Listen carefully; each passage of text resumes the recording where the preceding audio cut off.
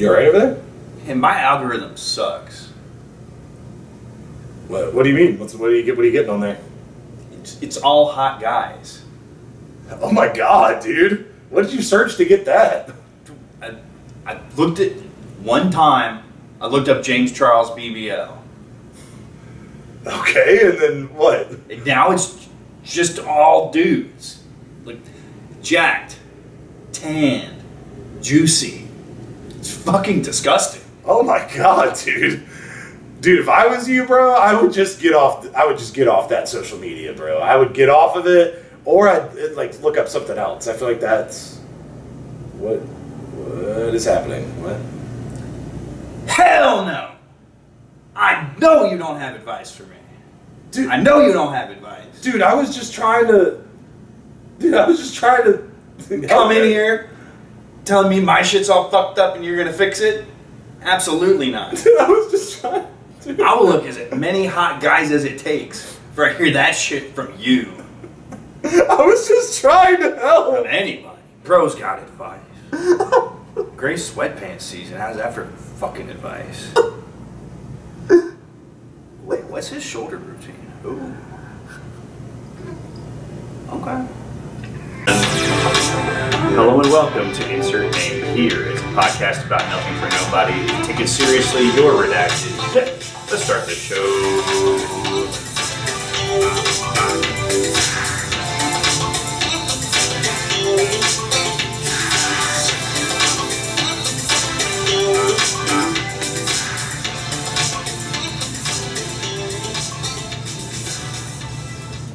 Hey.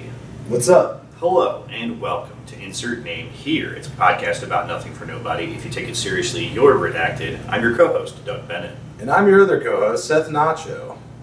And, well, do the honors? But who better to say it than himself? Let the people know you're back. Oh, I'm back. Nice. We are joined once again by Corn. Yeah, of course. Yeah, that too. Another guest. I'm worried about the audio pickup, but Yeah, YouTube might get shafted this week, but it's never paid more to be a Spotify listener. yeah, especially for that exclusive premium content. But yeah, I think I didn't do the math on it, but it's been about 2 years since you've joined us. If you want to sum up all that time in a brief statement, we'd love to hear that. Yeah. I've been playing a lot of role-playing games. It's actually what I'm here to talk about today. Okay. I've developed a very healthy collection of various tabletop role-playing games. Everywhere from your most common D&D, Pathfinder, all the way to things I guarantee some of your listeners are never going to hear of. Yeah. Excellent. I have a friend who was looking for tabletop games at one point. I said, "Oh yeah, my friend Doug knows about those." And now I can refer her to this episode of the podcast. Yeah, a real beginner's guide to the wide world of tabletop. Not even a beginner's guide. I think Corn's suggesting we go in depth here to some of the niche.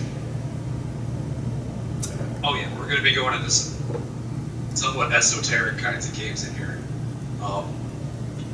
A couple of which, Doug, you have actually played with me. Let's start off with, say, some of the more, I call them level 2 kind of. Well, hold on. playing games. Can I just insert something here, if you will? Yeah. Doug's a nerd. A little bit shocking. Shocking, I know. I'm kidding. Or am I? Anyway, sorry. So level 2. So we're going down the Iceberg. Is that what you're saying? So we're starting off with the tabletops. We're gonna start there, Yeah. and we'll move into some of our other topics. Role-playing games of the Iceberg, D&D 5e, Pathfinder. Something anyone with any kind of understanding of tabletop games has heard of, and probably even if they never heard of tabletop games before, they know D&D. It's that prolific in pop culture. Would Settlers of Catan be considered a tabletop RPG at all, or is that just a board game? I would call it an RPG. That's more of like a resource management game. Yeah, that's more so a board game, is I think the common parlance. Yeah, like Parcheesi. Oh yeah. I've never played Parcheesi. That's a game. Never a time to not play. There's never a better time to start playing Parcheesi than right now. That's what India came up with instead of chess. Is that really an Indian thing? Yeah. I didn't know that. I just looked this up on the internet, and this looks like sorry. Looks like what? It looks like sorry. Oh, sorry. Yeah. No, I heard that like a bunch of Jewish fraternity guys were playing Parcheesi in the basement, and that was their definition of a good time. Although that was back in the '90s, so that's what this guy was telling me. I was like, okay. That one's going to be nowhere near this iceberg that we're going down. No, clearly, yeah. We're talking about RPGs. Different.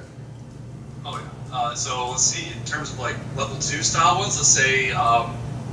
What do you think, Doug? Are some of the more like just under the surface kind of game? I think Lancer. The Lancer would be one of them. That's that's the one I know about. The Lancer. I think I would say that the various cyberpunks count for that. Just you know. Oh, yeah. Because Cyberpunk itself has entered the public zeitgeist, so obviously everything tangentially related is gonna get a little spotlight on it. Yeah, but it's going to include things that are most of the way to being as robust as those top level ones, but still just not as popular for reasons. I would also include older editions of D&D on level 2. There's a lot of people who still are carrying the torch for 3.5 and 2e. I actually was a huge fan of 3.5, and that it was just so easy to break that was the game. Just break it. Yeah. Wow. I'm getting lost with all these numbers and letters. This isn't math class, guys. If I was to put it into DBD terms, don't even try. Don't even do it. I understand where you're going. I get it. It's just the lingo is like you just get lost in it because it's like you're just hearing letters and numbers. It's not, Well, Is it DVD? You mean Dead by Daylight? Yeah, that's the game I play all the time. Game I've ever played. Wait, sorry. Say it again. Oh, Dead by Daylight, the second most toxic game I've ever played. You call it the second most toxic game? Oh, fuck. You must have been playing on PC. Yes, I was. You were in in-game chats and had to experience that. I apologize on behalf of the community. For the longest time, Dead by Daylight was actually the only game I'd ever refunded. he was shocked right now. That's insane, dude. Oh my god. I play that game a lot. Oh man, I don't even.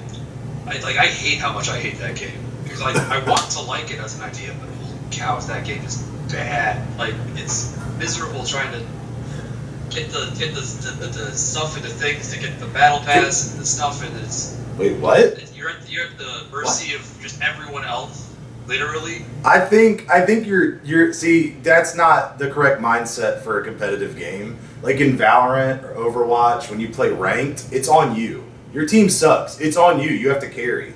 In DBD, sometimes you have to carry. If you want to win, I guess. But I mean, you don't even have to win to get stuff done. I mean. Right. But when I first time before I refunded it, I got a game and I was called a red shirt or something, and the killer just decided instead of I even had a friend like, hey, we have a new guy, trying to show him the ropes, and the killer just like, no, we're just hooking him. He's not going to get to play. Well, the killer isn't in the chat. In the pre-lobby chat, the killer's not there. So he didn't know. Right, but, Killer's just going to tell you. He wants easy win. I like Baby's first character and Baby's first outfit. I guess that's just... Like, easy pickings. Blood in the water for sure. Easy pickings. Yeah. It's not fun for new players. New players really have to struggle to get there. Especially if you're playing with someone who already knows how to play. Then you're fucked with MMR. You want to just play by yourself, honestly. But I'll put a bow on that. Wrap it back to 3.5. Yeah, let's wrap it back to we're talking about the level 2, right? Yeah. So for your DBD analogy, you know how much the game opened up when you finally understood how to put together a really good perk build? I guess, yeah. Yeah, so that's what having system mastery in 3.5 is. Once you understand how it all works, all of a sudden Oh. you're a god. Well, I wouldn't say that your perks make you a god, but yes, I understand the analogy you're trying to make. Yeah. It's not a one-to-one. Once you know how it works, it's like, oh shit, this is fun. Yeah. I'm having a good time. I'm doing things, stuff like that. Yeah. At one point, I had a sorceress who knew every spell in the game. That's disgusting. I can't believe Korn refunded Dead by Daylight. I'm still shocked. Did you refund it, Doug? No. Okay. It's sitting there still with only 40 hours into it of like 4 years of owning it. Ready to be downloaded again at some point. Anyway, so we talked about level 2. Are we going to go to level 3 now, or are we going to continue? Actually, I want to throw in another level 2, Call of Cthulhu. I think I've heard of that one. It is. Oh, it's real big on the Cthulhu mythos, and has a pretty higher than D&D style games mortality rate.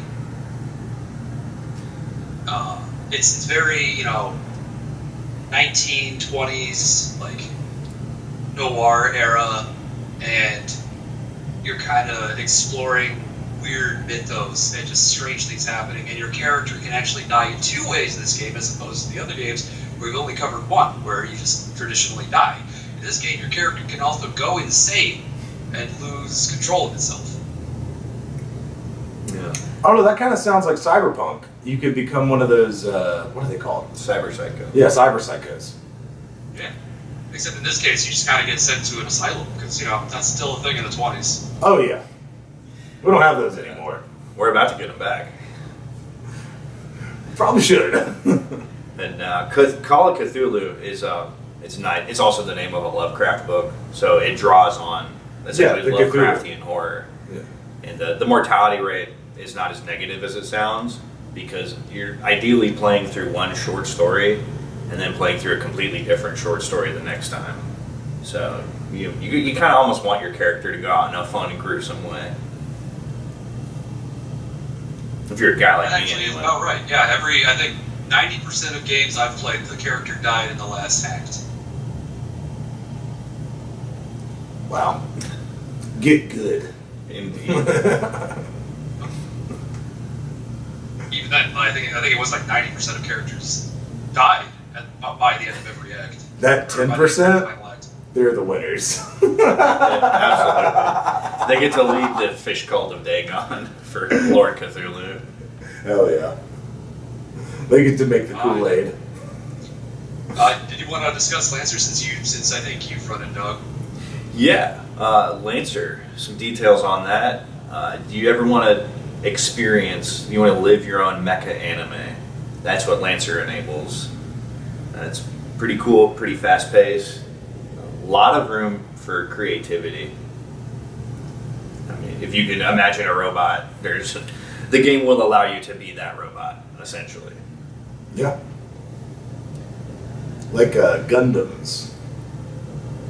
Basically, yeah. Or like Gurren Lagann. Yeah. Why don't people get that? Having played Lancer, even Baby's first mech holds strong to the end of the game. And that is a big. Not every system is so charitable where you over the course of a campaign can quickly outgrow mechanics and not realize, like, I didn't know I was going to be stuck with this crap the whole time. Lancer is really good about not invalidating anything over the run of a campaign. Would it be like a ship yeah, of Theseus? Like your robot has different parts over the course of the... So you have like a chassis, and each chassis has module slots, and whatever parts you unlock, you can interchange between any mechs. So, like, say a weapon has a mech has a main slot and a support slot. Any main or support weapon, you can slap it into those slots.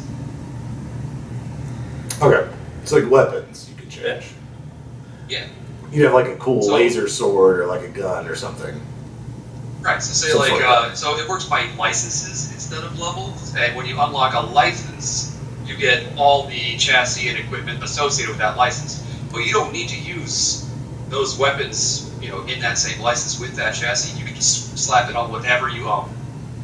And when you unlock a license, we're talking about like the license to the Gundam world, or like the license. I'm just kidding. I'm kidding. Evangelion license. Yeah. My mech's of my mom. It's a whole new suit of copyright that you can now infringe on. Yeah, exactly. Yeah, basically, like you think of this driver's license.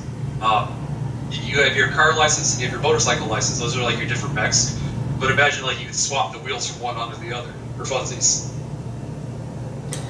I think my favorite thing I've ever seen anybody put on their mech in Lancer is another mech. What? Like your hand is another mech or something? Like two players were like, let's actually Wonder Twin activate our powers, combine into. They Vegeta Goku fusioned into a super duper mech, kind of Pacific Rim-esque. Yeah. You know, like two drivers in one mech. The whole thing was held together by each other's toes. Oh my god! Not the toes. You were actually, now that I think of it, you were involved in that, weren't you, Corin? I was the Goblin mech, and that has the special ability to attach itself to another mech. By the toes?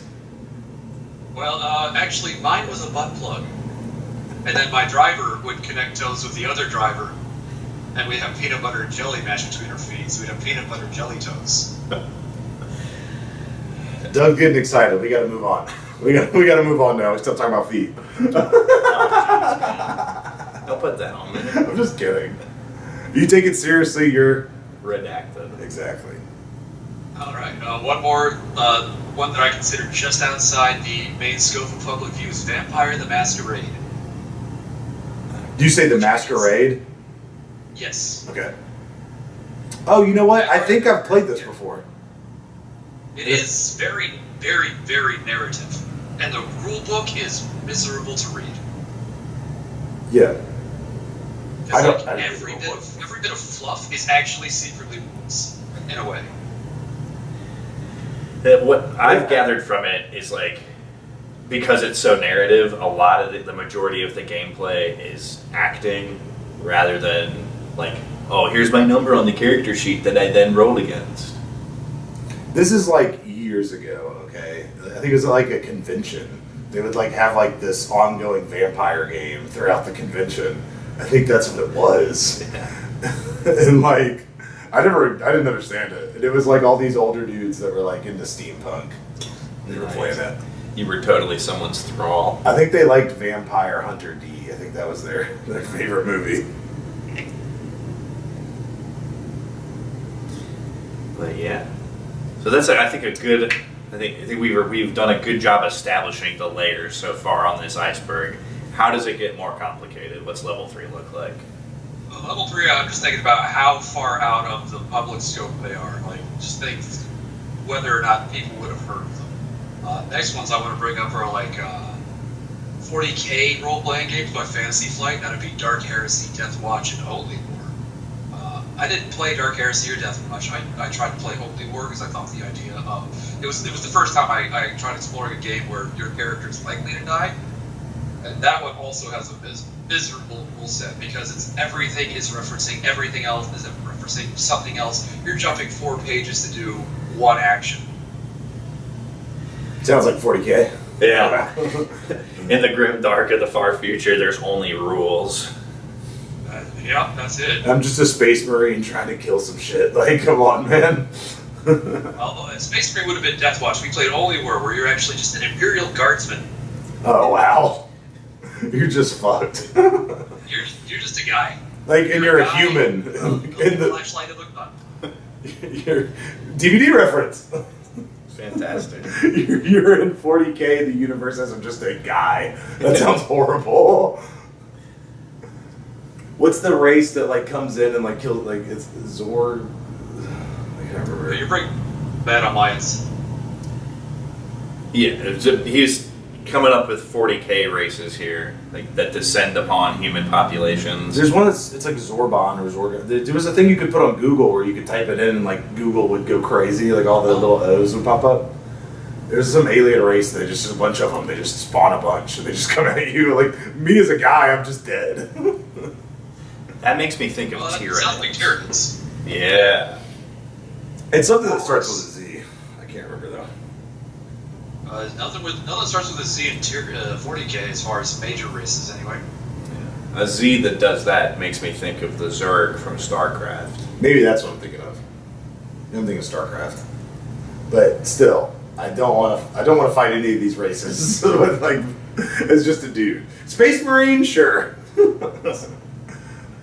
I'm like 8 foot tall. I got a chainsaw sword. Like, I'm down. The 40k ones are interesting. I'm excited. The Owlcat is going to put out a Dark Heresy game next year. Looking forward to checking that one out. Oh yeah, I've been keeping my eye on that one too. I get to actually play Rogue Trader, the CRPG. I will say, it's worth. It is worth it. It's a little Owlcat, which just means that some combats can become a slog, but it is the game that got me to fully buy into thinking that 40k was cool. So, they do a good job of the world.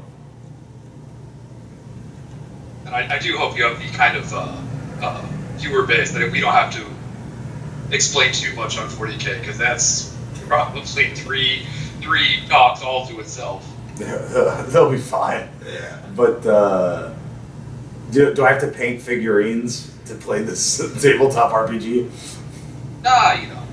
There you Actually, Doug and I run games for each other, and we exclusively use online or theater of the mind resources to do anything. So there's no technical miniatures required.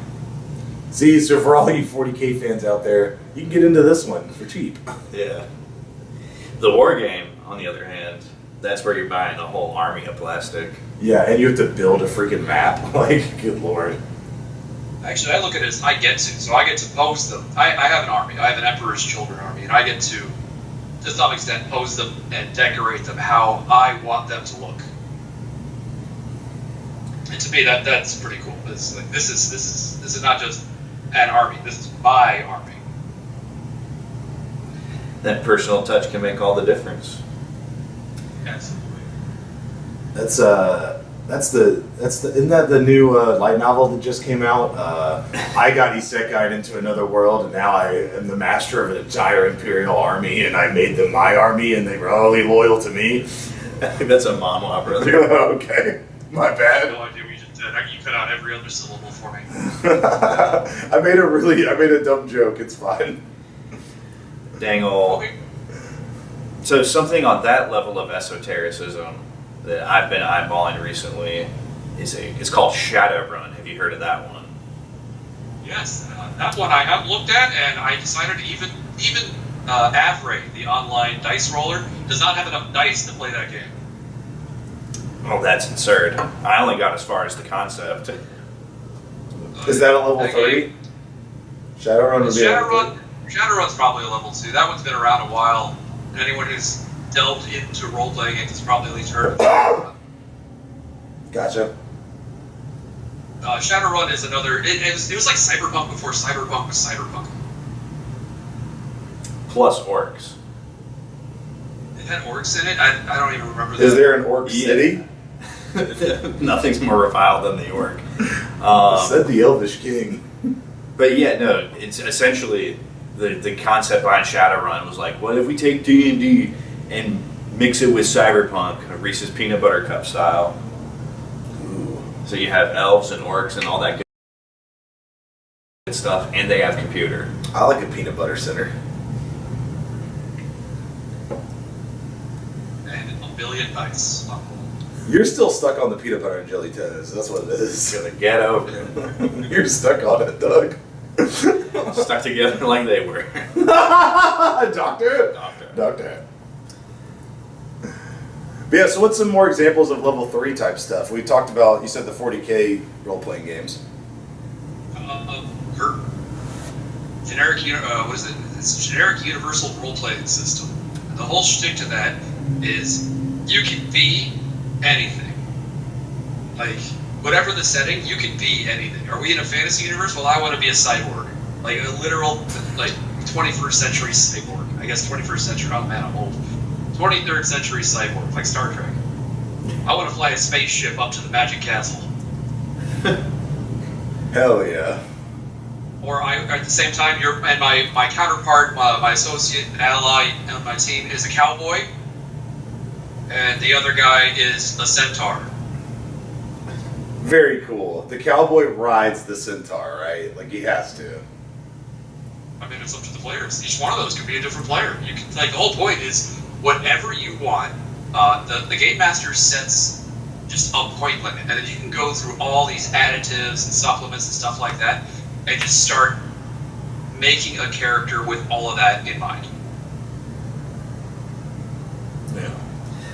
It's one of those systems to me where it's incredibly cool in theory, and then you get time to put that character together. You're like, I have so much to do. This is exhausting.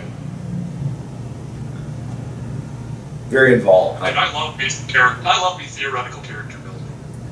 So to me, that's just sitting there in the sandbox, and I love it. Yeah. My spoiled ass who came into tabletop with 5e. All the barriers stripped away. And there is some good to crunch though. Does it get deeper, or are we still? It just seems like a game for people that like want to do that. Like that. Like if your whole desire is to build your character, like that's your main focus. That sounds like the game for you, right? Yeah. You want to put in What tons do of you time want to do? and think Do you about want to it. do that? Yes. Yeah, but I mean. And then, I feel like it's a little more than that, right? Like it's that decision, but like times 100. You have to do it 100 times, like, right? Like for all the different things you have to consider. not necessarily. I mean, if you have an idea, like say you want to play a superhero, there's no reason for you to look in a lot of the areas. Because if you want to be a superhero, you don't necessarily need to be looking at like weapons and stuff, unless that's the kind of route you want to go. It's very, actually pretty orderly in that if you have something in mind, you know there are supplemental books that'll have what you need, and there are some that just won't. So you don't need to waste time on those. Okay. Lots of reading. Say I wanted to make Wolverine character. I don't need to look at guns. Wolverine doesn't use guns. I just need to look at like regenerative powers, metal endoskeleton, and maybe higher senses is a good start. Yeah. And all of that is included in these books. Like that's, bro. You definitely went to college. I'll say that. We have like an ongoing joke. I feel like we said this on the show. You have to at least read one book a year to prove that to keep your degree. Luckily, the books are relatively small too. I think each of them maybe 30, 50 pages. Oh, nice. Yeah, that's not too bad. And you like could chalk that off your things, list of yeah. things to do for the year. Nice. Are there any more level 3 sort of examples, or? If there are, I can't think of them, and we can go even deeper on the iceberg into another one I've run. I love running this for literally anyone. This game is simple enough that I run it for my parents. It's called Roll for Shoes. This is level 4. Roll for what? Shoes. Roll for Shoes. This is a good one. Roll for Shoes. The whole trick here is you start with just one skill, and that's do anything. And as you fail rolls, you acquire more and more skills related to what you were doing when you failed. And you're building your character that way. So you literally make the character while playing the game. So, it's called Roll for Shoes. The whole thing being, you don't know how to tie your shoes when you start. That's what I'm saying. Is that the joke? Like you have to roll to tie your shoes, and then it's like you've gained the shoe tying skill. Exactly. Dude, this sounds like a manga. This sounds like a freaking light novel. Just like getting all the skills. That's like overpowered, And kind of. your character can get as crazy as you imagine it being. One of the times I ran it, the This guy thinks, oh wait, I can do literally anything. Can I try to psychically connect with the object we're looking for? And I'm like, sure. And then he started developing psychic powers. Can I get the MILF lover skill? Sure. There it is. There it is. I'm trying to love MILFs. Fail. Get the skill. And it makes you better at it next time you start looking for it. Exactly. I give the best love to MILFs in the end. I think that trait's called Cougar Hunter.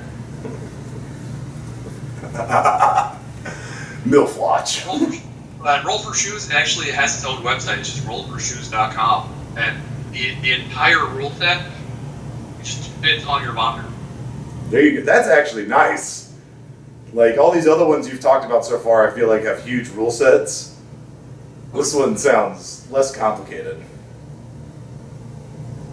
Actually, the complication is in how uncomplicated it is. Because it is the players are choosing what they want to do. And as you imagine, a lot of people playing games aren't used to that amount of freedom. And it's kind of a shock of, I could do literally anything. And there's not necessarily a right thing to do. Welcome to America. Welcome to liberty. See if you can handle all this freedom.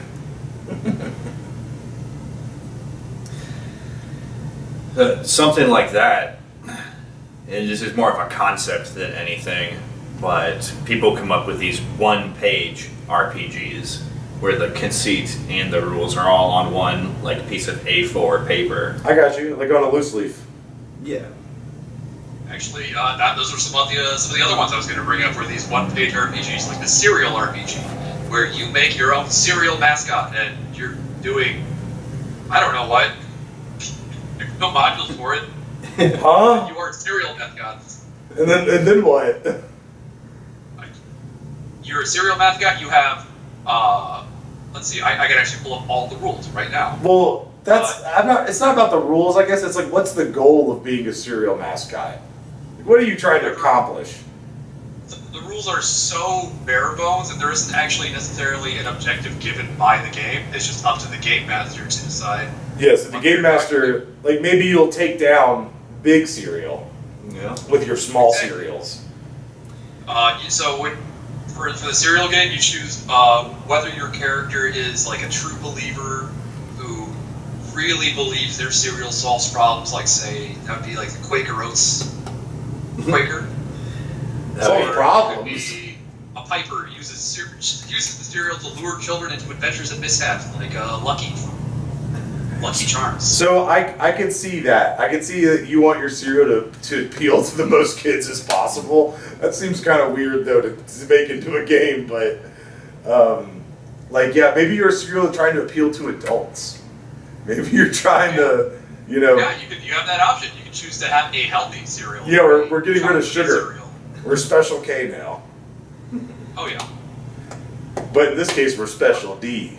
Special Doug. Or you can have fiber sugar. You can have Wheaties. The Breakfast of Champions. Heck yeah. I want to be the honeycomb guy. The honeycomb guy's crazy. On the same note of one-page games, Trash Pandas, where everyone is a raccoon, and you're all trying to drive your street racing raccoons. Street racing? Yes, you're raccoons working together to operate a vehicle in drag races. But because a single raccoon can't pilot a car all on its own, and raccoons can't really talk, everyone decides at once what they're doing in the car, and then sends it secretly to the game master, who then filters through and sees what everyone does and makes it work. It's like one person might tell the GM, I'm slamming on the brakes, while another person says, I'm slamming on the accelerator, while another one says, I'm turning the wheel to the right, and the other one is opening the sunroof for whatever reason. someone's opening the window to smoke a cigarette. I like it. But it reminds me of the idea of like three kids in a trench coat trying to go to the movies. Like, but instead it's a bunch of raccoons trying to drive a car. It's actually, the trench coat thing is very relevant because at some points you usually need to interact with people, which means you need to be 5 raccoons in a trench coat. You have to have like a doll head at the top to like look like a person, a mannequin head or something. Well, let's see. When I played, we ended up finding a Barack Obama mask from Spirit Halloween. Oh my god! What's Barry DeSol? What's his last name now? Satara. His new last name, Satara. That's what we got now. And also, naturally, raccoons can't talk to people. People just hear chittering, chittering, chittering. No, yeah, exactly. Like, what do they even get? Let me be clear. Squeak, squeak, squeak. Michelle, squeak, squeak, squeak. Just squeak, squeak, squeaking. In a similar vein, President Barack Obama, you sure have changed a lot. Why do you wear trench coats so much these days? Squeak, squeak, squeak. Squeak, squeak. Yes, we can. similar vein, I don't know if you've ever played this one, but there's a one-shot called Honey Heist. And I have not. the conceit of this one is that you guys all play as bears, and you're obviously heisting some honey. Yeah. The cool gameplay mechanic is that at certain critical junctures, your success doesn't depend as much on how you roll within the rules, but you declare to the game master, all right, this is how we planned it, and you flash back to the diner. I always call it a Denny's, but it could be any diner. And Ocean's 11 style, you explain the sequence of it, and this is how we slipped into the casino. Hell yeah. That actually sounds pretty cool. Yeah, it's really good, especially if your group has a bunch of people who have GM'd something before and they're used to narrating stuff. Like, a good heist is funny. Like, well, not funny. A good heist is, like, interesting. And then to have it be that you're bears, so, like, that adds the funny element, right? But on the subject of bears, can I just talk about something real quick that I think that I saw that was funny? What's the most dangerous bear? You should know. It's pretty obvious. I don't know, man. You know. Koala? No, bro. I mean, in terms of what bears are going to give you STDs, yes, koala. But it's a polar bear. It's a polar bear. Polar bears are the strongest bears. They're the most deadly. And it's funny, we call them polar bears. Why aren't they called white bears? We call them brown and black bears. Why do they get called polar bears? That's polar proof. I think I saw on, like, whatever nature show I was watching, the polar bears are actually black. Their skin is black, and their hair is translucent. So calling them white is actually wrong. There you go. See, now we got a science answer behind it. Also, polar bears dissolve in water because they're polar. Anyway, that's my other science joke. But it's funny, the polar bears have a super good PR team, obviously, because they're the most dangerous bear, but yet we think of them as cute and cuddly drinking Coca-Cola. I just thought that was funny. So true. You give Coke, and then they're also the face of Icy. They are, you're right. Which is Coke, kind of. Coke adjacent. Indeed. So yeah, so those are one-shot games we were talking about with the simple rule set on one piece of paper. Does this go deeper? No, that was actually about where I was ending. It was, games that I'm pretty sure most people hadn't heard of. Okay. But I did want to bring up one last game that I think is actually going back up the iceberg at level 3. This is one I'm excited to start running in the near future. It's called Wild Sea. Have you guys ever watched Waterworld? Kevin Costner? Yeah, Kevin Costner's Waterworld.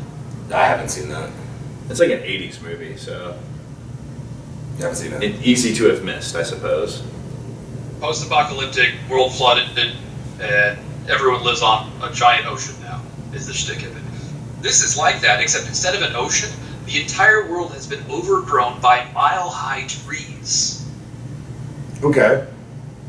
So, society is collapsed because, all the infrastructure and all that, blah, blah, blah. Everyone now lives in the canopy of these mile-high trees that are constantly shifting, crashing, regrowing, stuff like that.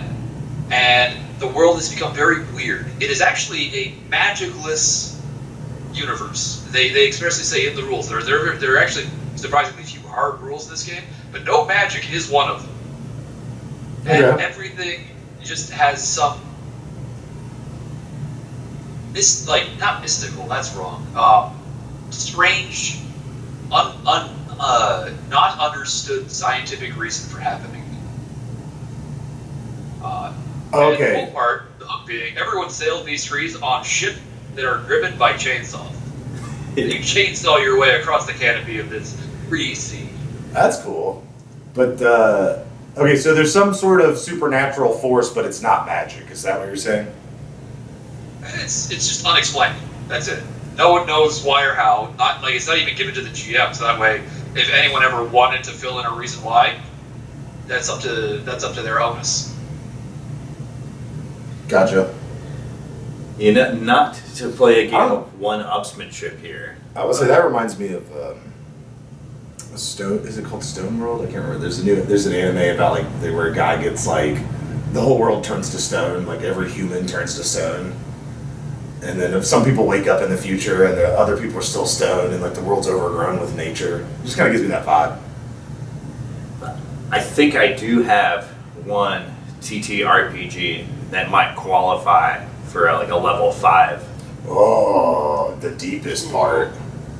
Yeah. So this game is called Ars Magica. You're set in the time of Merlin in a fictionalized version of Europe, so medieval. And not only do you play as a wizard, you also play as an entire magical order and retinue that's built up around this encampment. So you have your wizard, and then you also are going to need to be able to play 2 or 3 of his advisors, and then you have to also be able to play all the underlings that are underneath the advisors. And the scale of the game is such that it takes place over centuries. So you're going to have to keep up with the families that your underlings have.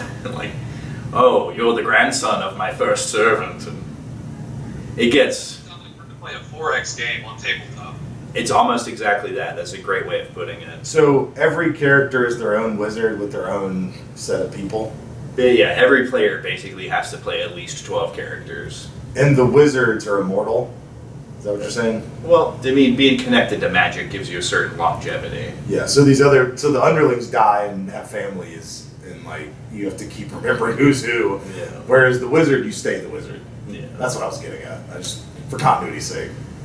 But session to session. Like a plot book then. So let's say that you're of the Order of Hermes, and the main focus of that order is alchemy. And so it might be your wizard's goal to finally nail down the Philosopher's Stone.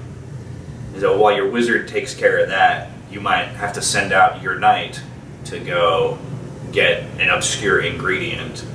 And meanwhile, you might have to have some of your, the lowest tier of underling, they might have to go parlay and trade with another player's encampment. Something like that. You might not get to... You will certainly not be playing any of your characters every single session. It kind of sounds like Civ 5 almost type shit. Yeah, the 4X analogy was perfect. I don't know what that is, so that's why I don't know. Oh, 4X. 4X game is explore, expand, exploit, exterminate. So Civilization, Stellaris, any game like that in the 4X game where you go and explore a map, set up bases, build up those bases, build up armies, and destroy the other players. There you go, Insurrectionist. Thank you for that great explanation, Corn. Well, I happen to be a kind of 4X game, so I might be down to give this a go if you're down to run it, Doug. Yeah, it would take a lot of preparation, but I'm hearing the start of something magical, guys. hey, I see what you did there. I tried to ASMR that too. Well, if that's the iceberg, I think it might be time Oh yeah? for a very enormous question. Alright. Everybody's favorite recurring segment, the big question. Everyone's favorite, exactly. You guys look forward to it every week. I have to keep doing it. If I stop, you're going to really give me shit. So this one is very simple. Everyone is going to answer, obviously. You're offered $1 million to play one round of Russian roulette. Do you do it? No. Gordon was quick with that one. Gordon, will you explain that one? No. You don't want to explain it? No. But could you? I could, yes. Could you maybe do it anyway? You don't want to take the risk, right? Is that what it is? I don't. Yeah, basically. Right, like just, you know? Yeah. What about you, Doug? I mean, the math says that it's a smart bet to play, obviously. It's only a 1 in 6 chance, as Russian roulette's traditionally played with a 6-shooter revolver. It is. So at a 17% chance of dying versus a much higher percent chance of getting $1 million. I mean, you get the million. Well, I guess you don't get the $1 million if you die. It doesn't go to your family or anything. Double and give it to the next person. Double the Russian roulette or double the money. Oh, that's a good callback to the Spotify exclusive premium content. Me? So I actually know a guy that played Russian roulette. And he's alive, obviously, because I know him. So he took a bullet through his jaw, up through it, and he didn't die. So even then, though, I think I'd be down to play. Yeah. You can play for me too. Then you take my turn. I double and give it to the next guy. Do you get the $1 million if I play your turn? Is that how that works, or do I get the other $1 million? I'll wait for the whole thing to you. You're such a kind soul, Gordon. Want to talk a little pop news? Yeah, we can. What you got for us? So, it was mentioned, we didn't really mention it last week, but there was that Sydney Sweeney ad, you remember, with the American Eagle jeans? Now there's a new Levi commercial jeans with Beyonce in it. Right? Everybody loves Beyonce, right? That's the idea. Yeah. Well, because of her hairstyle, Pierce Morgan said she was culturally appropriating Marilyn Monroe. And I'm just like, I think it's ridiculous. It's almost as ridiculous as the stuff I was talking about the Sydney Sweeney ad. I was just like, I feel like you're going a little far there, buddy. I think in general at this point, mainstream figures like Piers Morgan et al., they're running out of steam. I think they see the writings on the wall and they're just trying anything at this point. Trying to get anything in at that last minute, just to stay culturally relevant. Absolutely.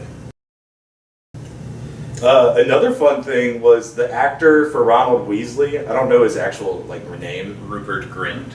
I think that's it. He was in a music video with Ed Sheeran and some new song, and they did the viral Spider-Man meme where they pointed at each other because they really do look the same. I thought that was pretty funny. Check that out. I want to go back. I mean, think about it. They just oh, they're just two British guys. Oh, you, me. No, I'm you. Right. I do want to go back. It got away from me a little bit, but we covered that whole gamut of different role-playing games. Corn, as somebody with experience in a lot of the realm, if someone is using this as their primer for getting into role-playing games, what sort of tips would you have in that regard? Okay. For my friend when she watches this. Make sure, first and foremost, you enjoy the aesthetic. Whatever setting you're in, if the setting is not doing it for you, you're just not going to be interested. And that's going to be anything from setting, fantasy, sci-fi, like cyberpunk, or whatever have you. If you don't like the base idea of the game, you're not going to enjoy it. Because whatever setting you want, there's probably a rule system that's going to make sense to you if you look hard enough for it. The hard part there is looking for a rule system in the setting you enjoy. Yeah, because you guys talked about cyberpunk. I'm sure there's a steampunk. Oh, yeah. And stuff like that. I actually think I know one, but I can't think of it off the top of my head. But what's some other things you would say? Have fun. The rules are a guideline. They are important for, making sure everyone's literally on the same page with understanding what's going on. Make sure you're upfront with any rule changes that are going to be just kind of across the board. But the important thing is make sure not only the players are having fun, but the GM is having fun too. The game master. Because if the game master is not having fun, they're going to stop running the game, and then you don't have a game. And then Players no aren't one having has fun. fun. If you lose too many players, then you don't have a game. I mean, you know, it makes sense. Makes sense. Because the GM is the guy that's running the game, right? So, Yeah. I mean, yeah. If he's not having fun or she's not having fun, then you're just like, what do you do? Imagine Just miserably make a campaign? As a game master, don't think of it as you versus the players. It's you making a story with the players. And as the players, the GM isn't your opponent. The GM is the world, everyone you're interacting with. It's your friends, your enemies, the people paying you, the people you're paying to do other things. The GM is literally everyone else in the game. So if I...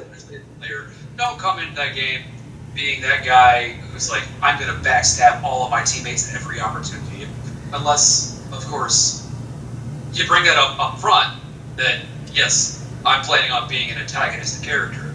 And if they want to also be counter-antagonistic, then, hey, you have a different kind of story there, but that comes up a lot rarer. Don't spring it on people. Right. But if I was like... So in Roll for Shoes, if I got the MILF Lover skill and I became the ultimate MILF Lover, you're telling me all those MILFs are actually just the Game Master? Oh, yeah. Dun dun dun! Oh no! He's hot!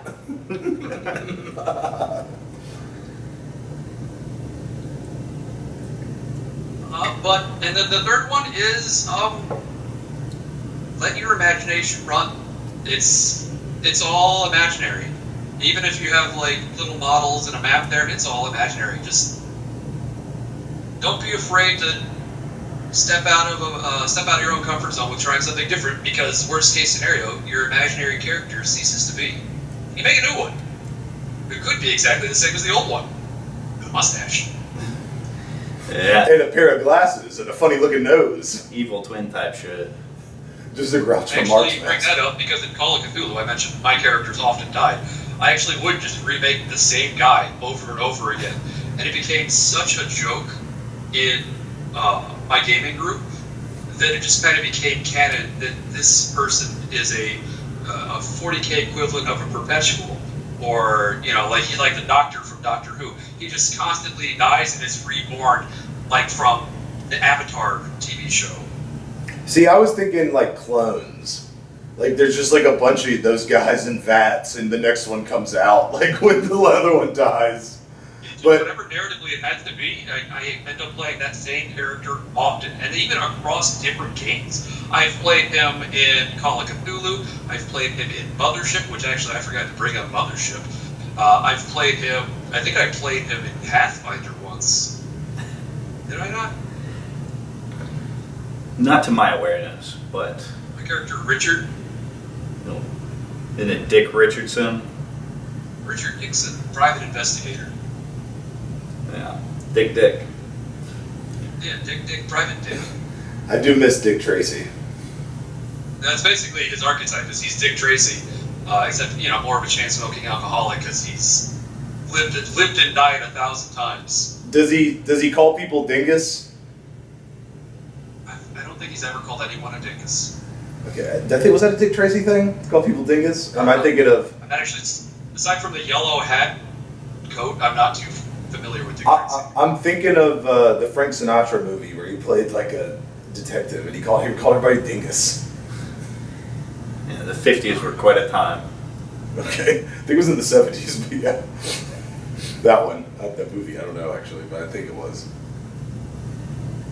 Well, But I do try to put on a transatlantic accent for that, too. What does that sound like? Can you give us a taste? Yeah, listen here, Steve said, it's my transatlantic accent. I'm from Brooklyn, or where, I don't know where it's from. Northeastern U.S. You sound like a guy narrating a baseball game when it was still cool. I actually wish I could do the horse racing transatlantic. Coming around the bend. It's gold ship. Something to aspire to. Gold ship. Special week coming in. I think that, honestly, to my taste, kind of encompasses the whole subject matter perfectly. I do want to thank you for coming on, and we're going to launch into the ending portion of the show here. I would say that was like a super, like, I think a newbie could listen to this podcast episode and glean something from it if they want to get into tabletop RPG games. Is that what you're kind of saying? Exactly. Yeah. I mean, we didn't really explain some of the universes quite as well. Like, we kind of assumed you know what 40K is. It's such a massive thing. I feel like people know what it is. At this point. Henry Cavill's talked about it publicly, so... Yeah. That means women know about it now.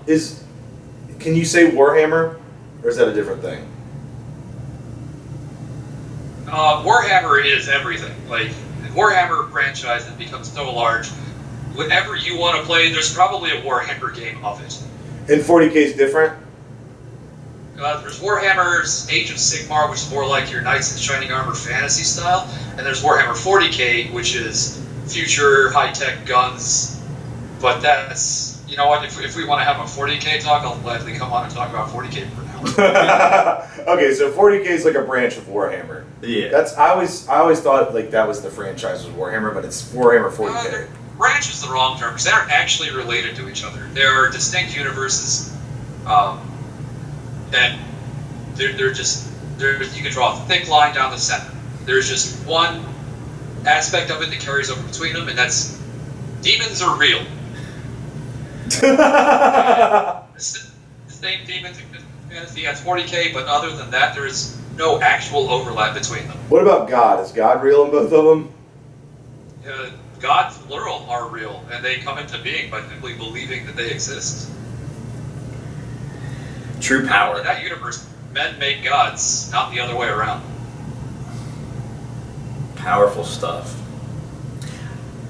When you were the shorthand point, I would say for the lay person, they're going to think of a Space Marine. They're going to think of 40K.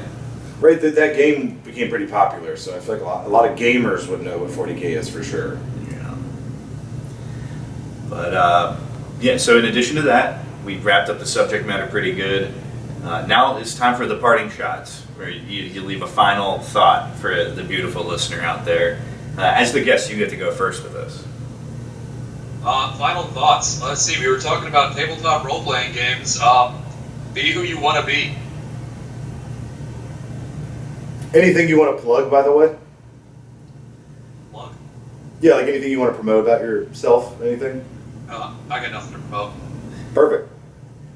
Right on. It's there if you want it to be there, you know what I mean? Guys! What up? What up, what up, what up? Yo, yo, yo, yo, yo, yo. There it is. Yeah, I had to. I don't know. I felt like it was necessary here. Shaboom boom. It's your boy Seth Nacho, your guy, dude. Come check it out Mondays and Tuesdays. Dead by Daylight on Twitch. Come and see it. You know, you all know it. You all love it. I think. Please love it.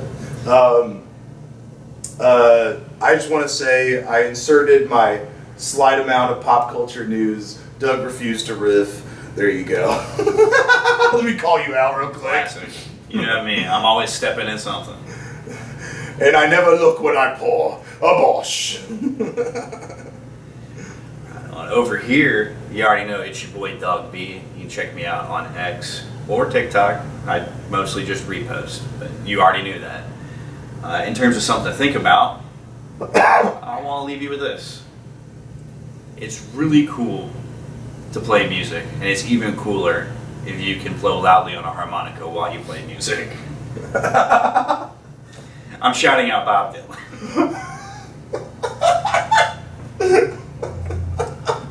Not every guy in the subway in New York. We're just shouting out Bob Dylan.